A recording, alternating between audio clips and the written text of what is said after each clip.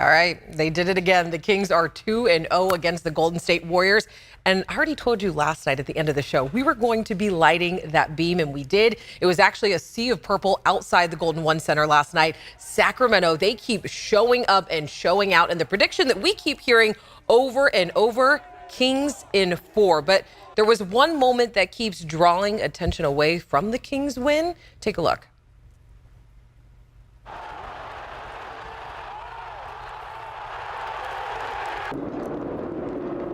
So this was the play that set Golden One Center on fire last night. The Kings' Domantas Sabonis fell and grabbed Draymond Green's leg. That got Sabonis a technical foul, but Green was ejected after he stomped on Sabonis' stomach. So, of course, we already have the King himself here right now, Kevin John, because, Kevin, you were at the game last night.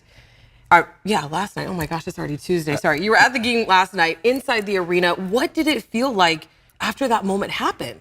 Well, it was interesting, Alex, because, when we're sitting up in the media section where we're at, we don't always have a close view of the court. So after it happened, we saw Domantas Sabonis laying on the ground, but we knew there was a commotion, but we didn't know what it was. When they showed it on the Jumbotron, and then they showed like a replay, the whole arena stood up and erupted after the replay was shown on the Jumbotron, because you had a close view of this guy stomping Domantas on his chest. And obviously with Draymond Green, we know that he has a reputation that precedes him. He obviously likes to accept the villain role. He's their emotional leader, and he can be a little heated at times. But let's be clear, obviously it started when Domantas Sabonis did grab his ankle. That was the way Draymond retaliated, and you don't want to see that in the sport of basketball. No, you definitely don't. Now, I do want to mention, though, that the Kings are on their way to San Francisco, Game 3 right around the corner.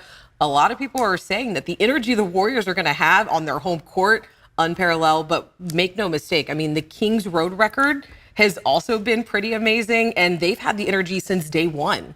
And they definitely had. And, the Warriors' road record is nothing compared to the Kings. They were 11-30 this season. They obviously lost the last 2 road games here in Sacramento to the Kings, where the Kings have thrived on the road this season. Honestly, I kind of think that they like playing on the road in these hostile environments, because we know Chase Center is not going to give the Kings a very warm welcome. They're going to show them no hospitality on Thursday night.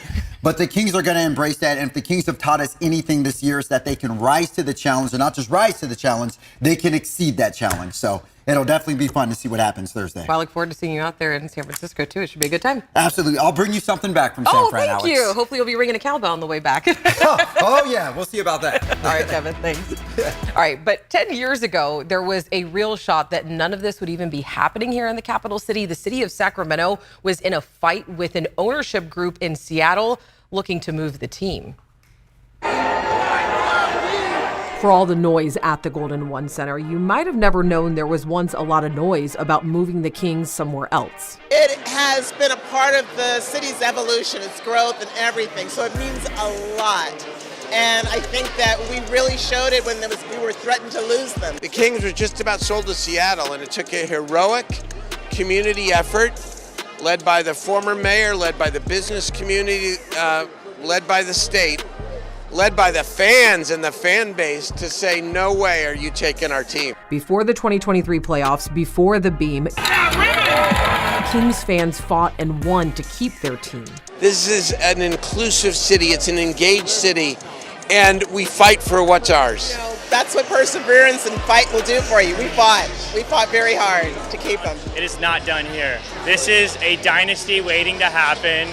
Knock on wood, Sacramento Kings for life. This is going to be something that you want to keep your eye on if you're an NBA basketball fan. Former Kings basketball coach and team broadcaster Jerry Reynolds remembered what he thought was going to be the last Kings game ever played in Sacramento. I know Grant and I were pretty sure, at that time, that the team was going to move to Anaheim. I think that was the plan from what we understood. So we felt it'd be our last game, the Kings' last game.